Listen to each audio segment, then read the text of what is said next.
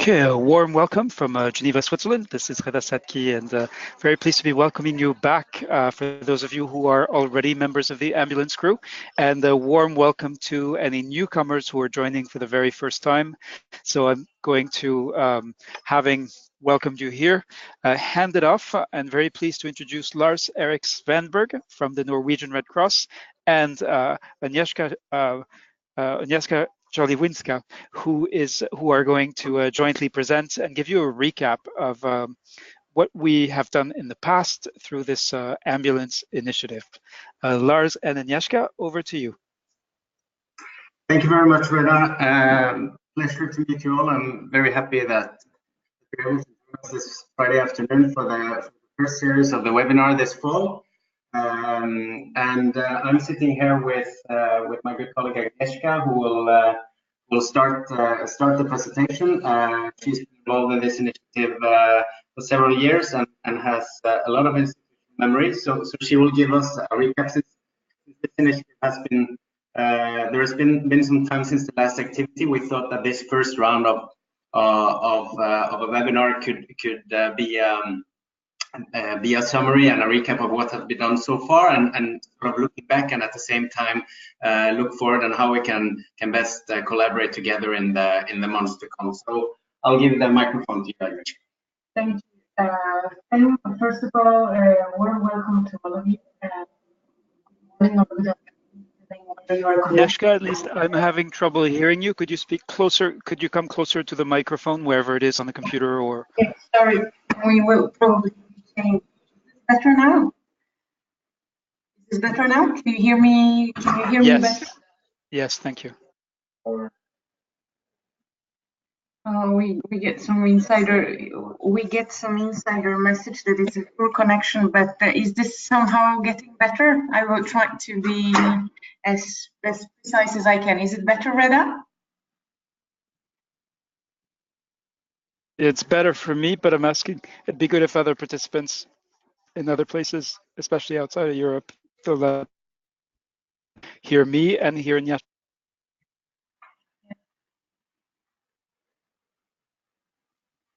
Yeah, I think it's getting okay. So I will start again. Again, warm welcome to all of you, especially those that have been already working with us on previous online ambulance exercises, but also those that are connecting for the first time. The idea is, as it was mentioned before, is to explain a little bit, to take stock of where we are and what we are planning, and also to ask you for advice. I imagine that most of you have operational experiences with ambulance pre-hospital service, and the idea is that we are here and doing something that makes sense for you and it's useful as well for you. So just to begin, why have we started working on this issue? Sorry, just to begin, I should probably introduce the team. So as Reda mentioned, Hannah and Christina are already connected. They will be. I get some messages. The audio is not so okay. I will try really to make my best. If you're already closer to the microphone, the next thing to try is to get closer to the Wi-Fi router, because it does sound like you have a real audio, a real internet connectivity issue. I don't know where you are sitting, but if there's any way for you to connect to a better network or get closer to the network that you have, that should help. I will try one more time. We're trying to move a little bit, but it's I mean, it's not, you wouldn't expect that we might have connection problems in Norway. Is this getting any better? Again, better for me, but my suggestion is to just keep going. We'll do the best we can to keep up. Make sure. So still kind of a word of introduction of the #ambulance team, because I think we wouldn't be here if 4 people actually haven't been supporting us, and 3 of them are actually connected to this call, Hannah and Christina. Do you want to say just a quick hi? I know that you will be speaking later, but could you just say hi?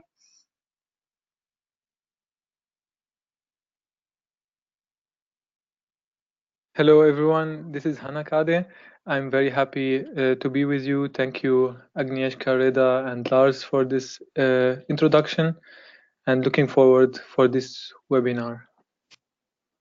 Hello everyone, it's Cristina. Thank you very much for this webinar. We, we are talking later. So I can only say that both of them have been involved and working with us on voluntary basis for the last 2 years, and on the top of all the obligations, and that's really appreciated. And they will be able to share with you a little bit later on what they have gained. I also received apologies from Michael Bradfield, so that's the third person with this red uniform that you can see on the photograph. Some of you probably recall him from the previous exercise. He is unfortunately traveling, but hopefully will be able to join us. You've seen Reda. You've seen Reda, and then Reda has been a kind of a key person also in making possible all of the digital and technical part of that. So we are very happy about that. And we also have Fred Siem from the Norwegian Red Cross, who in his previous position has also been working on this as a healthcare endanger advisor, has been working on this. I try to change now further. This is, we experience a little bit kind of technological problems here, but that should work now. After this short introduction, can we, yeah, the slide is changing. So just to put a little bit into perspective, why have we started looking into the ambulance and pre-hospital sector? So this issue has been something that has been addressed in the framework of the broader Healthcare in Danger project, implemented by the Red Cross Red Crescent movement and led by the ICRC, the International Committee of the Red Cross. So in the period between January 2012 and December 2014, we've been looking at 11 countries in different contexts, most of them in the situation of armed conflict or high level of violence, to try to understand what are the problems that are affecting health services in these kind of risky situations. So what we have found, you can see on this slide, is that we have registered approximately 2,400 incidents. I want just to comment that these are the incidents that we were able to identify, that were reported to us. Doesn't mean that that this is the whole universe of the incidents, because we have also learned that the phenomenon of violence against healthcare is still largely unreported, because in many contexts there are security constraints and there are simply no mechanisms to report such incidents. But what is important to emphasize is that out of those 2,400 incidents, 700 were actually affecting medical transport. And this explains why we decided also to look at this specific level of the healthcare system and see what are the things that can be done and can help. But of course, before we define solutions, before we define recommendations, it's important to understand better the type of violence and kind of and all the parameters of violence that are affecting pre-hospital sector. So what you can see is a little bit the data that we compiled on the basis of the individual cases that were produced by participants, that were shared by participants of those online exercises, that have greatly contributed to our gaining better understanding of what kind of violence is affecting pre-hospital services, actually on a worldwide basis. Because during the 3 exercises that we held in 1 in 2016 and 2 in 2017, last year, we have generated 270 case studies, and we had already participants from 70 countries. as I mentioned, different contexts, armed conflict, peaceful situation, high level of violence. So what is very interesting is then just to compare and set them together. And what you can see in this first graph is the types of violence that basically you have identified, that people that were participating in our exercises, that they shared. So, so in terms of the forms of violence, it seems that actually pretty significant number is related to threats of violence. Then we have direct attack, approximately one fourth of all those incidents, under weapon fire, and then little bit under 10%, it's insults, obstructions, explosions with improvised explosive devices, and robbery. I would be very interested also to kind of maybe when we move to the discussion, to the more interactive side of this webinar, to hear a little bit feedback from you, whether this somehow corresponds to your experiences, whether you can recognize yourself with that, whether you have any comments. So that will be most welcome a little bit later. And then also another side of the coin, I think the important questions is about who are the perpetrators, because this also allows us to better prepare and to adopt measures that could be relevant. And in 1/3 of the cases, so it's actually 31%, we see that it was armed groups or individuals. A pretty significant number, also almost 1/3, is related to aggressive crowd, aggressive family members, then violence related to patient Sorry to interrupt. There are participants who have trouble seeing the percentages in the pie chart because it seems you've got a PowerPoint in the presentation mode where you've got the next slide showing. Is there a way for you to increase the size so everyone can look at the pie chart? Otherwise, I'll share it as an image. Sorry to interrupt. Sorry, this might be, I'm not sure if we managed to do it now. I could quickly mention what these numbers are, or if this is easier for you, Reda, to share your picture. I think for us, I'll share the slide deck. In fact, let's do that. Is this better? I would suggest keep going. I'll share the slide deck. Yeah. So basically, I mean, this is some of the data, some of the information that we were able to pull out on the basis of those cases that were generated. So again, in terms of perpetrators as well, it would be very interesting to know. I can come back also to the previous one so that you still see the ones related to the types of violence. Very quickly, 50% related to threats, 25% direct attacks, 8% that's under weapon fire, 6% for insults, and 6% for obstructions. Then improvised explosive devices, that's approximately 4%, and the last one, 3% related to robbery. And then perpetrators, as I mentioned before, I think approximately 1/3 related to armed groups, armed individuals, and aggressive crowd, pretty significant number. Then aggressive family members, 25%, 11% patient, 2% criminal group, 2% police, 1% armed forces. So still very interesting to kind of to get whether you have any reflections, whether that somehow relates to your experience. And then just following it further, so seeing some of those, or as we started looking at this phenomenon of violence, of course, it was clear that something needed to be done. So on the ICRC side, and with several national societies, in 2013, we have conducted an expert workshop in Mexico, in Toluca, with experts from within pre-hospital, ambulance and pre-hospital sector all over the world.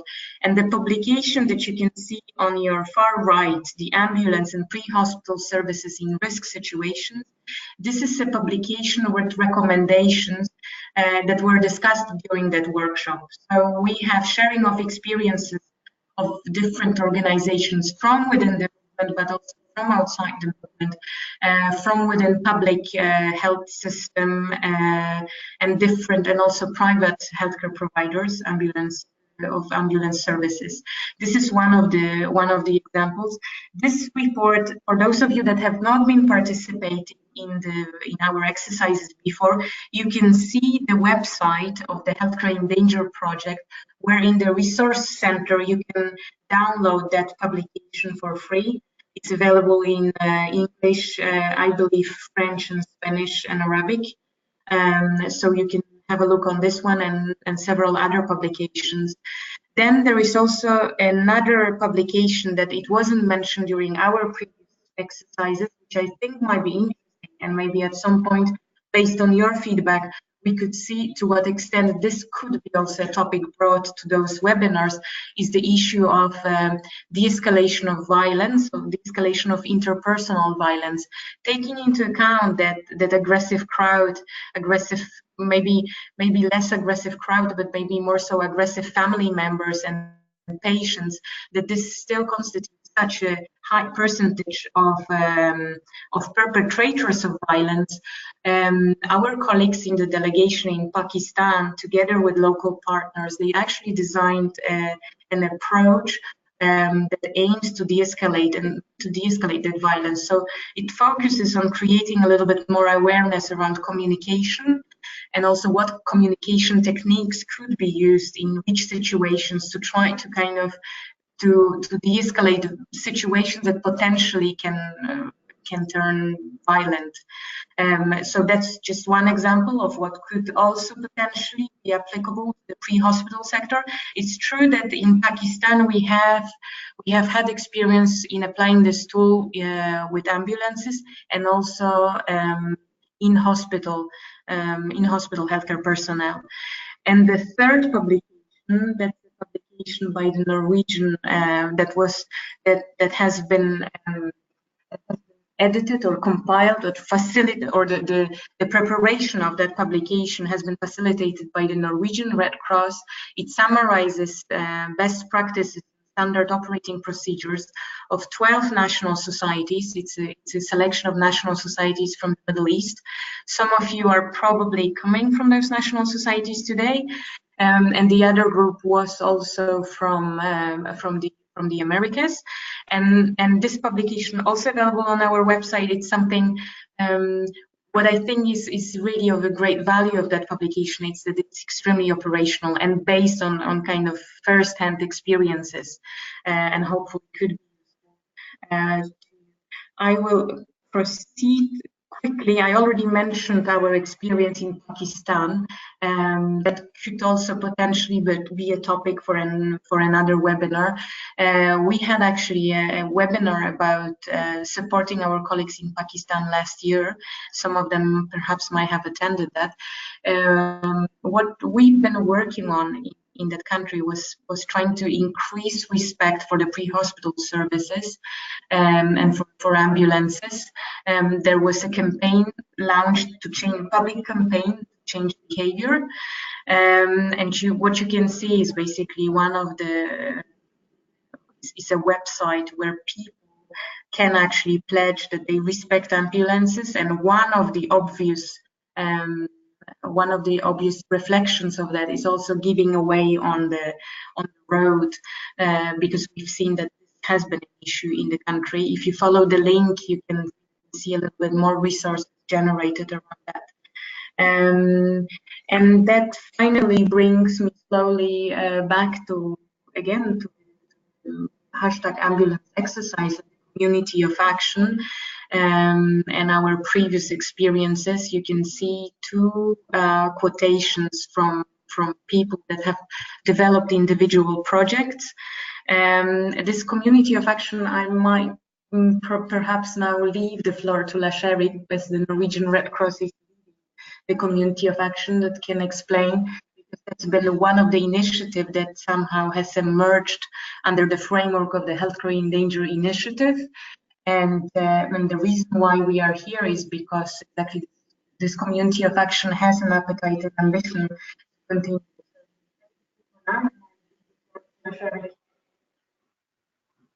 Thank you very much, Agnieszka.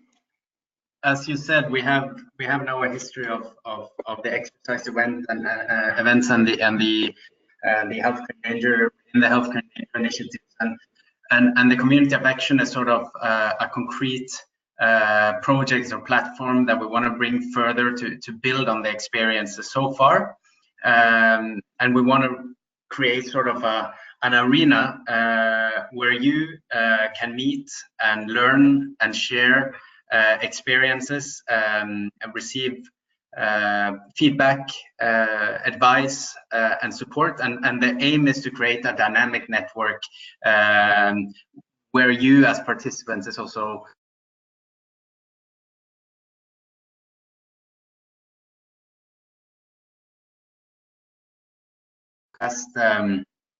since the last event. I think this recap that Agnieszka gave now is very pertinent.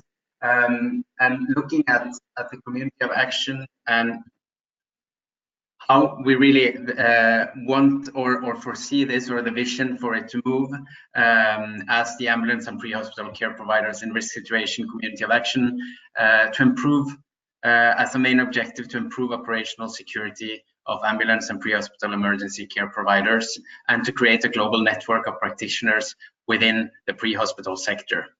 And as members, the Norwegian Red Cross is lead and working together with both Red Cross movements such as the ICRC, but also non-movement agents. And as members of the community of actions, you as participants, you really play a role in taking this further. And this is a bit of the objective of this first round as well. And we were hoping that after this session and during the planning process for the next meetings during this fall, we would highly appreciate feedback from you regarding format, if you have input and ideas on how to take this further and really create a useful platform for you as practitioners where you see an added value of taking part in this community of action.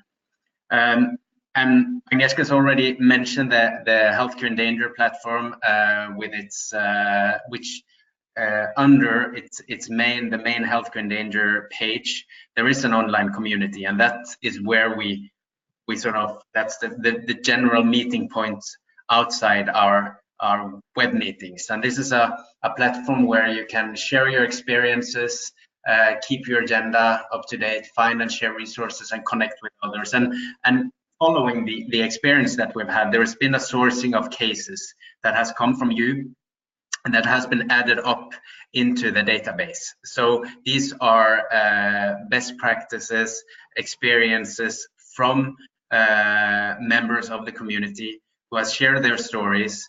And the idea is to be able to look up and see previous events, what have others experienced, how did they solve it, which kind of obstacles did they face, and we want to keep this within different sort of thematic areas. Obviously, as taking the circle that Agnieszka showed with the percentage of different types of incidents into account. So you have cases with representing aggressive crowd, you have armed violence, etc. But I think to make this forum a real platform for sharing, we should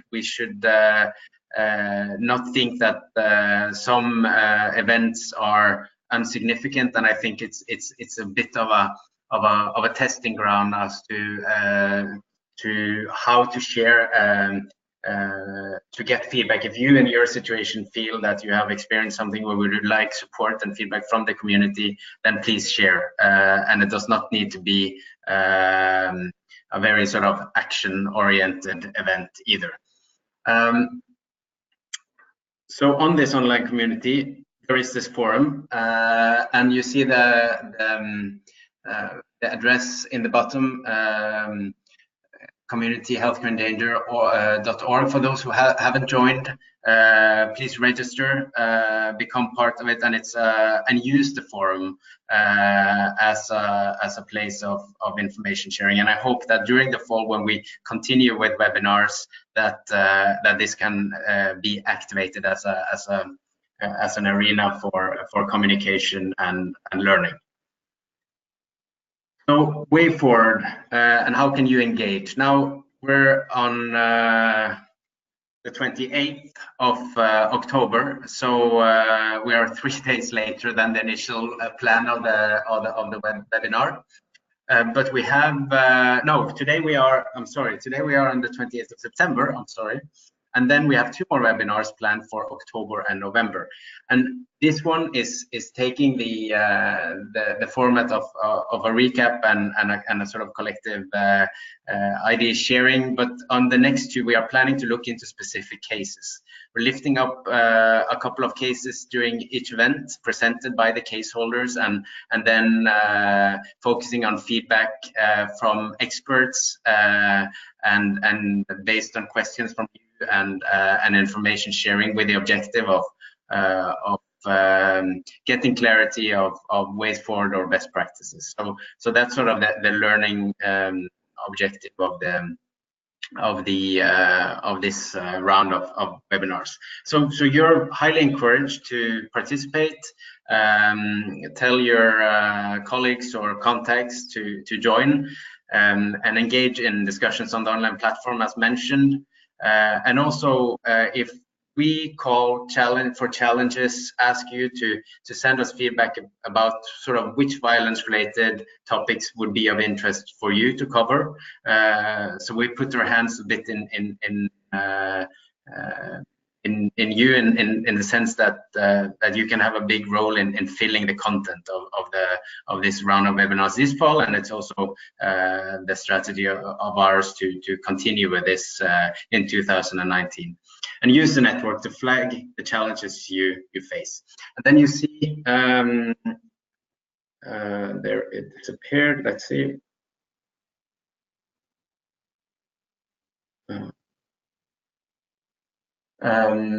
Questions can be or comments can be sent to my email on lars.svanberg@redcross.no or shared within the forum online.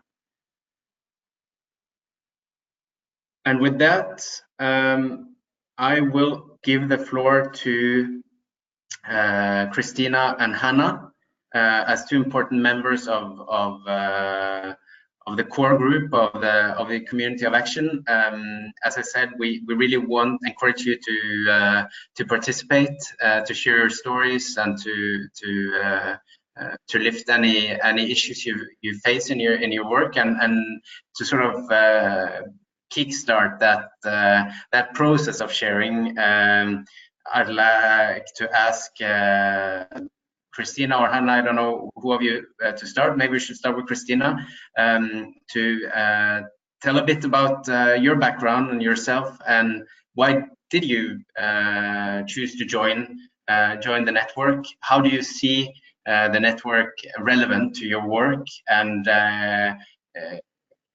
have you any takeouts? Have you learned anything from your participation so far, and how can we or to make this really a platform for learning and exchange?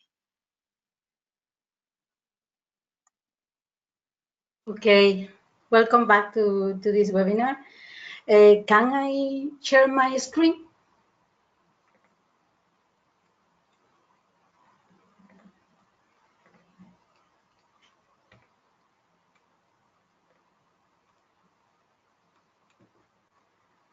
Hello, Yeah.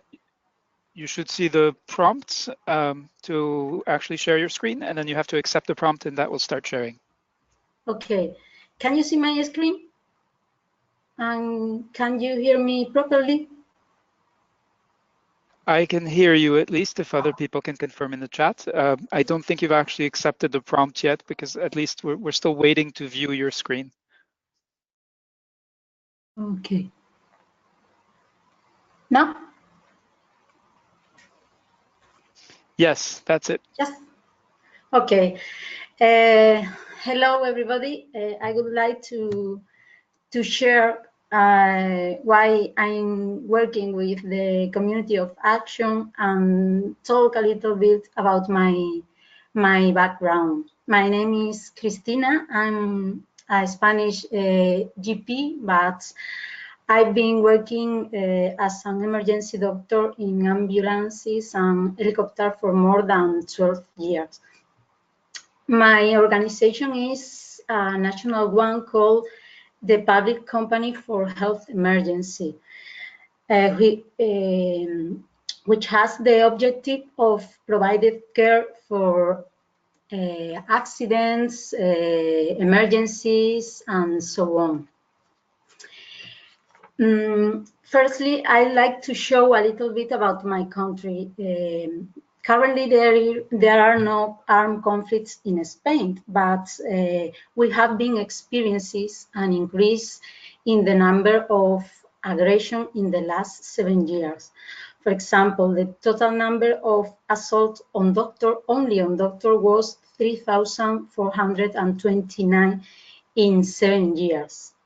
As a result of that, the National Observatory for Aggressions was created to achieve the goal zero tolerance against healthcare providers. Nevertheless, in 2017, 550 physicians were victims of different types of violent situations. And the number of incidents could be higher because this observatory doesn't collect the data of pre-hospital providers. There are other data of different type of aggression, type of perpetrators, and so on. As a result of that, I did the ambulance course 2 years ago as a participant. And when I finished it, I joined the community of action and healthcare in danger because healthcare workers have the right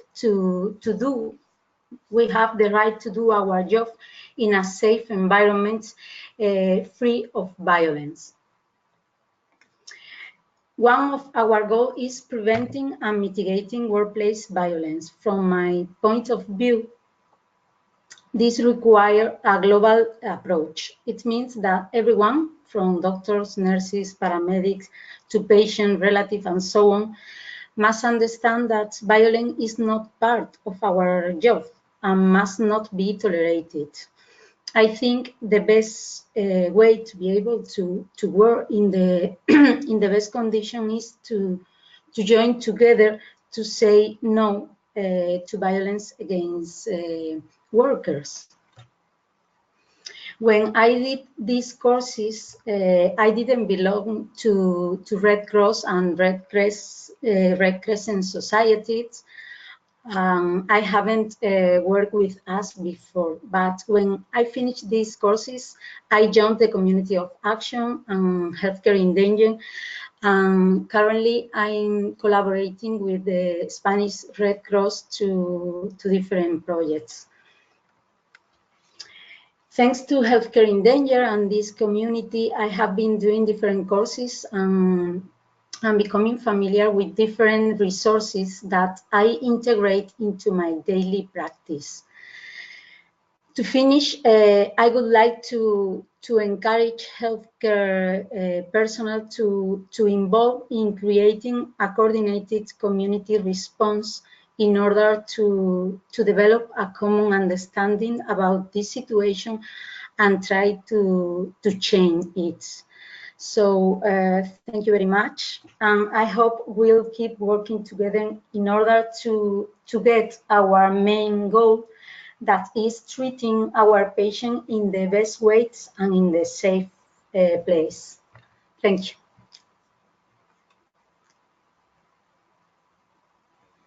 Thank you very much, Hannah. Great. No, Christina, I'm sorry. Over to you, Hannah, if you're ready. This is my first webinar, so pardon if I'm a bit nervous. It's fine.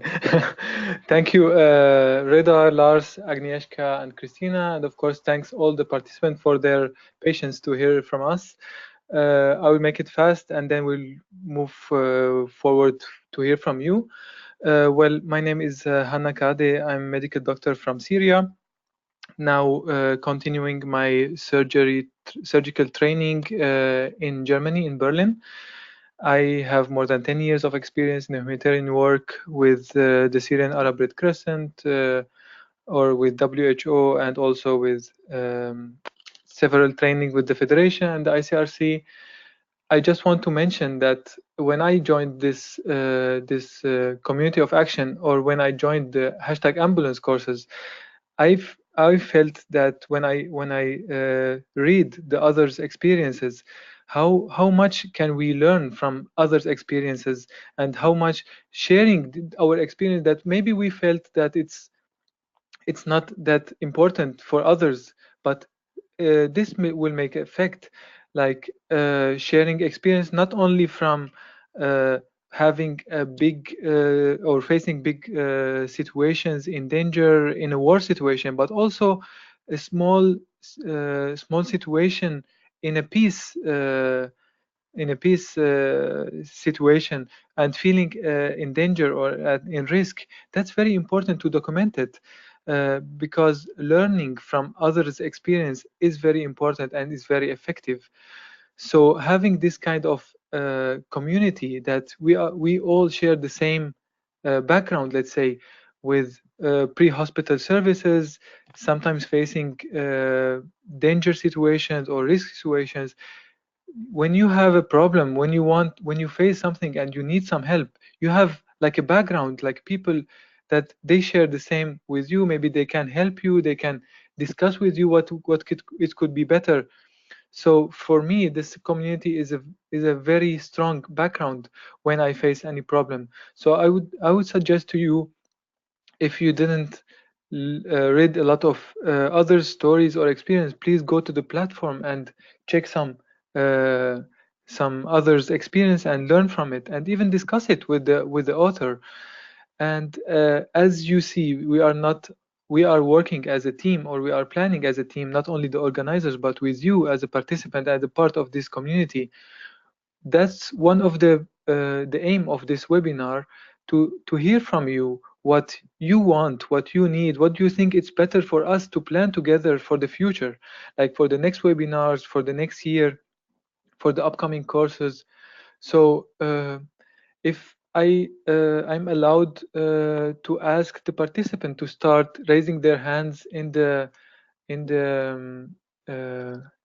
program, in the GoToTraining, just raise your hand, and we will hear from you. What do you think? How was your experience with the previous exercises, let's say, the #ambulance, and what do you still need? What do you think was positive? What do you think we still need to do, or you will do it with us? Thank you. Great, thank you, Hannah and Christina and Lars and Agnieszka. And now you've been for the 32 people participants, so you've been very patiently listening to us, and we very much appreciate that. We felt it was important to take the time to explain what had happened over all these months, following the last exercise in which hundreds of people participated, leading to now.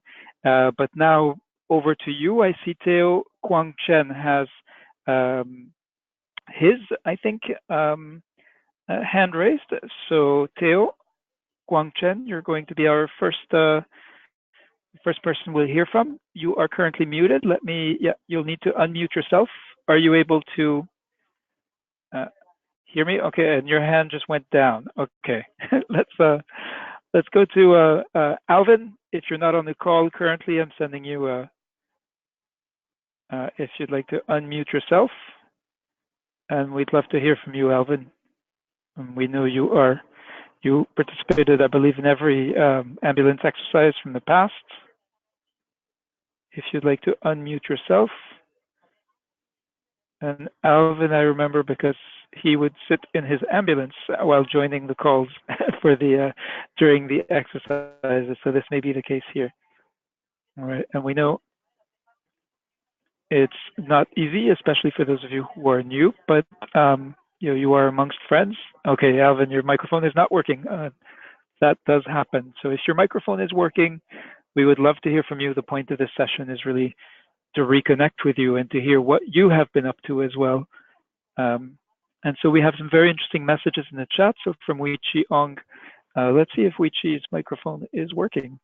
Weiqi Ong, you are Red Cross. Hi. Yes, hi. Hi everyone. So I think I joined the course 2 years back, and I'm back now. 2 years back, I remember I was sharing during one of the session that I think violence is still a very big topic on us because it's very unpredictable for pre-hospital care. Quite a few years back, I was actually assaulted on the job as well. I was sharing back then we were also sharing on how different countries were tackling this problem, but I guess what I liked was how London was actually preparing themselves that a different kind of safety precaution that they wouldn't even enter the scene if needed to, just for their own safety.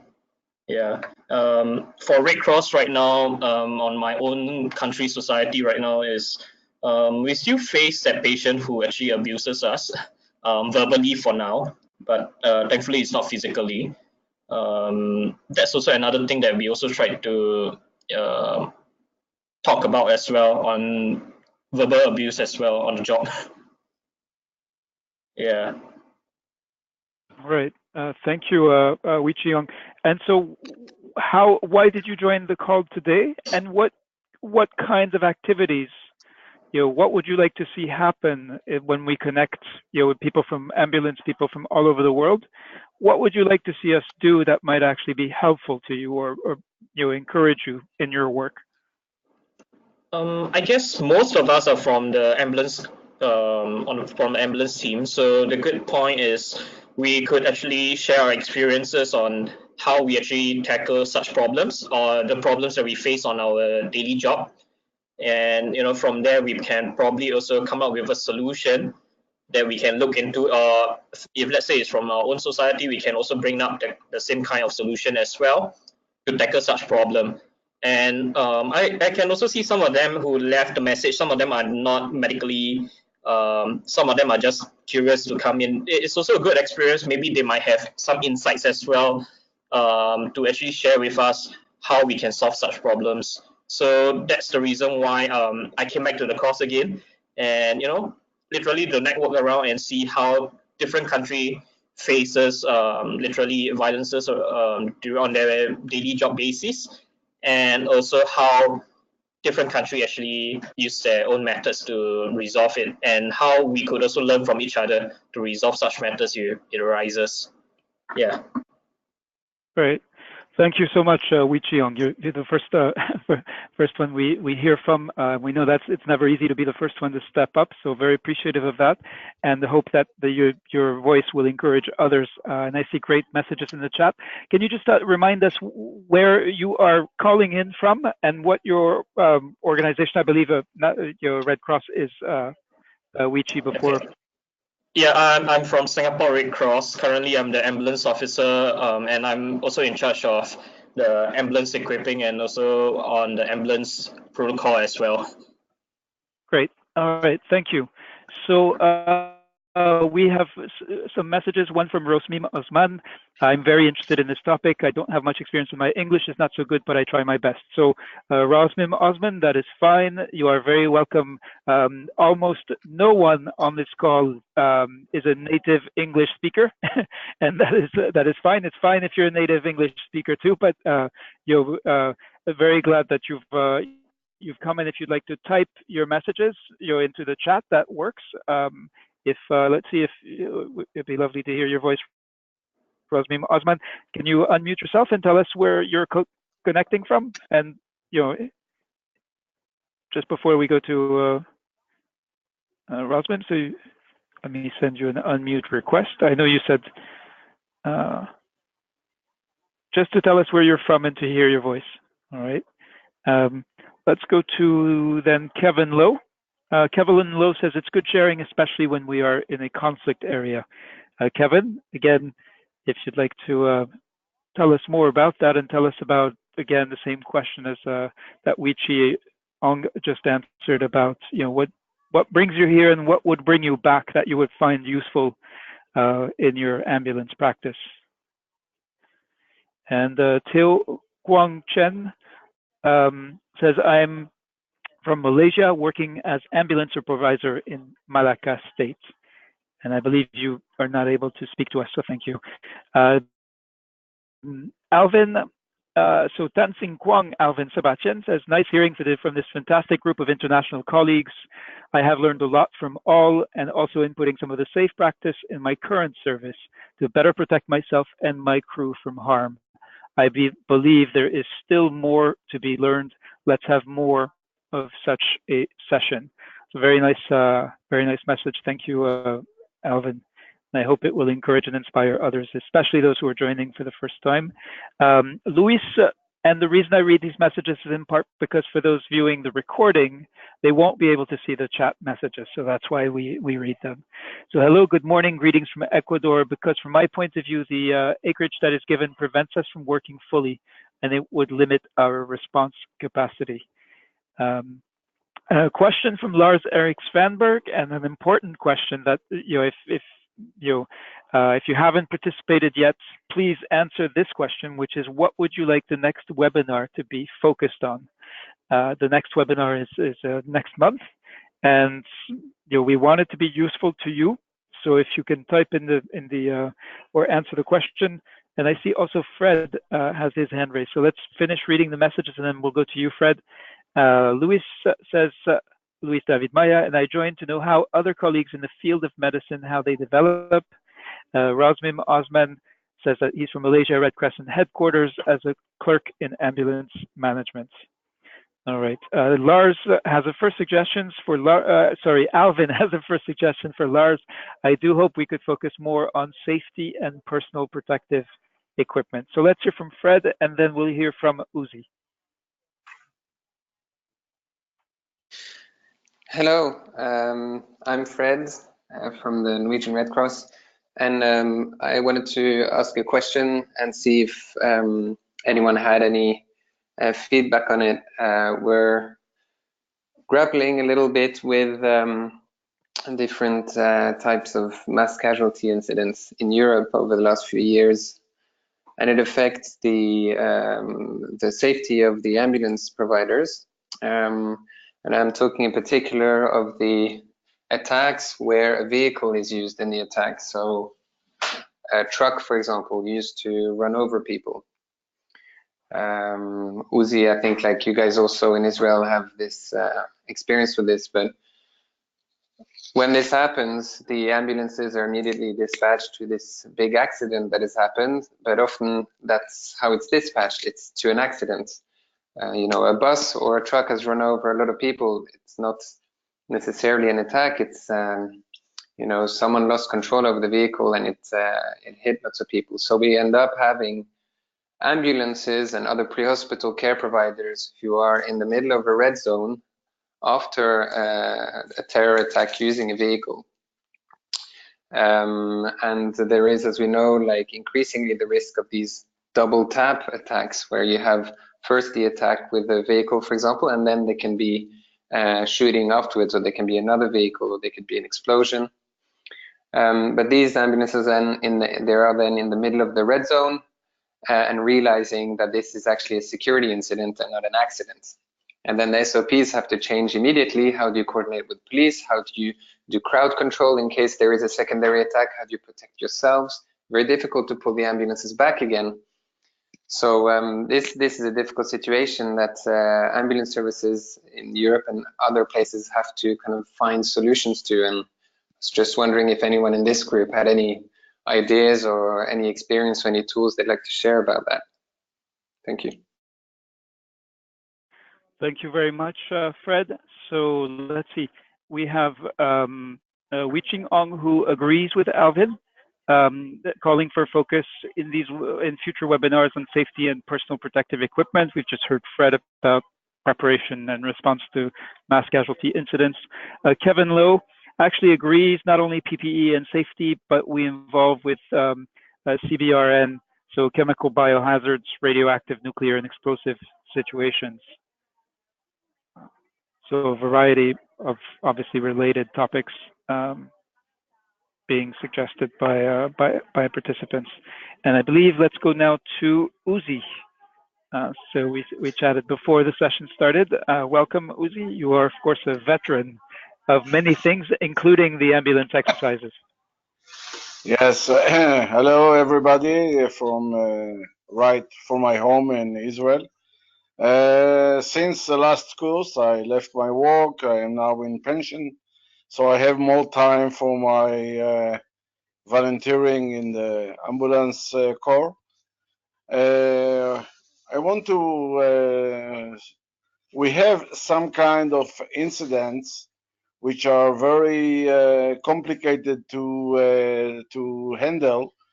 It's when somebody take a car and drive into a crowd. This has happened all around Europe and also happened here at least once a month, when somebody thinks that the car is a very good machine, you know, very good item, very good to help or to not to help. I mean, to kill people. It's very easy. You just drive very fast with heavy truck or with heavy car, and the results are always very bad. The problem is that when you reach this kind of situation, when you reach the incident area, you have to think how to help the people, but also it's very, very important how to keep the ambulance crew safe. And this is something that we have to discuss. This is something that we have to think about, because if the ambulance crew is not safe, then it cannot help the other people which need help. And in many cases, this is very, very complicated situation. Of course, when we drive to this kind of area or this kind of incident that can happen all over the country, it's not happened in one place or another.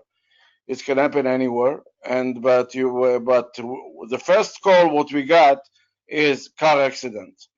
Later on, when we get to the place, we can see that this is not a car accident. This is actually a terrorist attack. And this is something that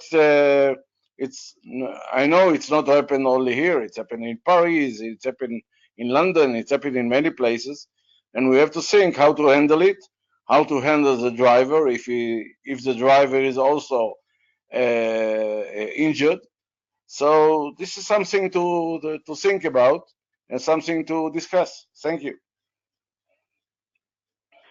Great, thank you, Uzi. All right, we've got 8 minutes left on the clock. I do want to highlight a comment from Alvin, who says, Mr. Uzi is my favorite mentor in all my online exercises. So we have 7 minutes left now. So we do need to start wrapping up. We have some inputs in terms of topics for the next upcoming webinars, and there are 2 more planned for this year, but there are also many participants here that we have not yet heard from. So I'm tempted to spend the next few minutes listening to more voices, unless Lars has important information to share that would help us wrap up. No, really, as this is the first round, I really enjoy the engagement, and for me, really is, and for us, it's in order to plan ahead. When we talk about information sharing, yeah, that's fine, but let's try to be as concrete as possible in terms of topics. There are so many levels of violence. There are so many different topics, as has already been discussed. So I encourage everyone. I think we should spend if there are anyone else who wants to raise their voice and suggest anything, we should spend the last minutes that we have on that. But I just encourage everyone to register on the forum and go online and have a look at the quite big chunk of cases, real-time cases that are now uploaded. And if you go through, you will see different topics. And it would be very useful for us to get feedback on those as well in terms of planning next rounds of webinars. Which type of cases do you find are the most interesting and not at least most relevant, where you as a practitioner can actually gain knowledge in your work? So that's sort of my main message to you. Great. Thank you, Lars. Let's go check out a couple of participants we haven't heard from yet. You know, in some cases we haven't heard from you because you're having technical issues or you don't have a microphone.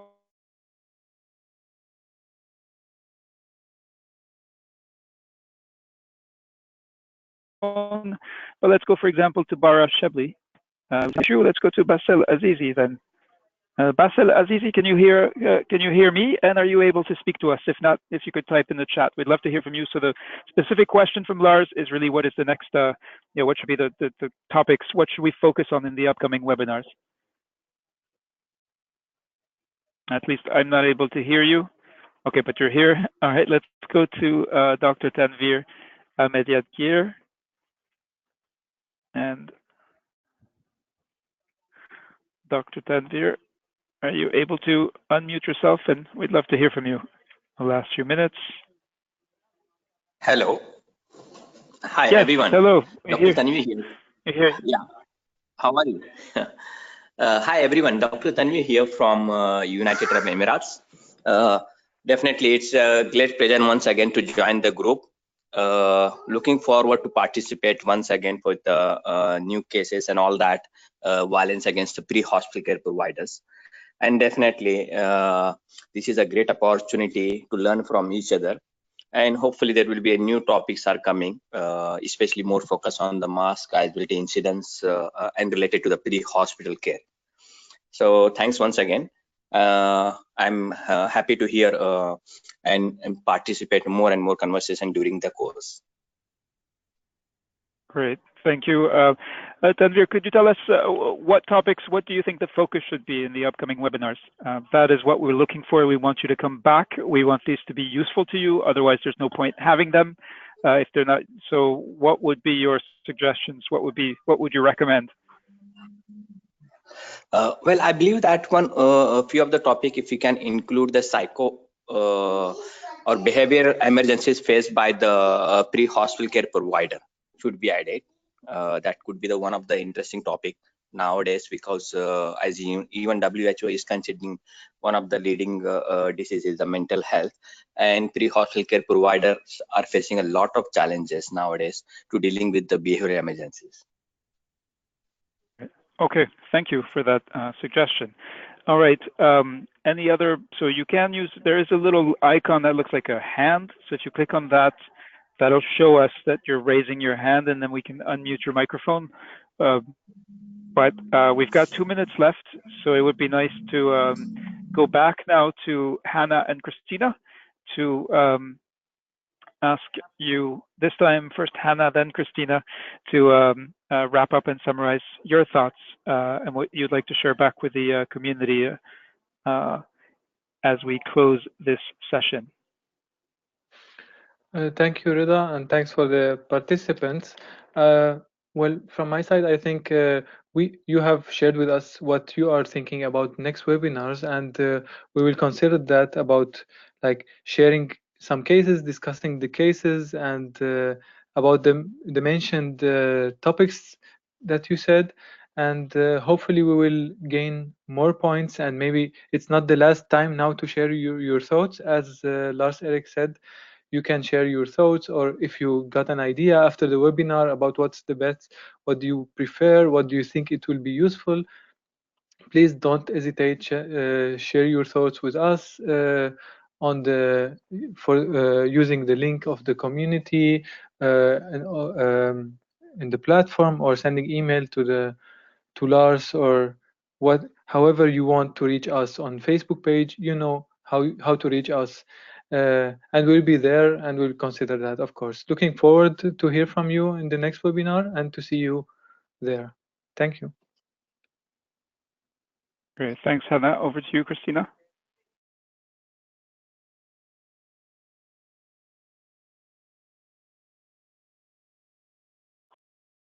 Okay, Christina, I don't know if you're still able to hear. I've sent you an unmute request. So let's, yes, there we go. Yes, we can hear you now. Thank you very much to the participants. We'd love to know what your thoughts are, what you want to the next topic to be for the next webinar, to try to work together to fight against the violent situations in the healthcare place. So thank you very much. Great. Thank you, Christina. And now back to Lars and Agnieszka, I believe in Oslo, to bring this session to a close. Thank you very much, Reda. I think this was a great start for us. The most important objective for this session was really to get the network up and running again after such a long time being a bit dormant. Encourage everyone to, as I said again, join the forum, be active, send me an email, and I'm very new in my job as healthcare in danger advisor at Norwegian Red Cross, and for me, I mean, what I can get from you in terms of feedback and input, this is all about shaping this initiative towards the needs of the members, and those are you. So I'm very looking forward to hearing from you, and I'm eager to start planning the next round, and we'll promise an event that's even more concrete, focusing on a specific topic, discussing in detail cases and getting some expert feedback, hopefully for the benefit of you. So thank you to everyone for participating. Thank you, Reda, for organizing, and a big thank to Hannah and Christina for sharing your thoughts and for always supporting the initiatives. Agnieszka, do you want to say something? Before Agnieszka comes, I just wanted to use the opportunity to wish you a wonderful Friday evening and a good weekend for those of you, if you're working or being off your schedule. Thank you so much. I can only share. Thanks again for your sharing, and looking for the time. So thanks you. Talk to you in a month. Okay, ambulance crew signing off, and see you in a month for webinar number 2. Bye-bye. I've now unmuted everyone, so you can say goodbye, so we can say goodbye to each other. Bye-bye. Goodbye, everybody. See you next month.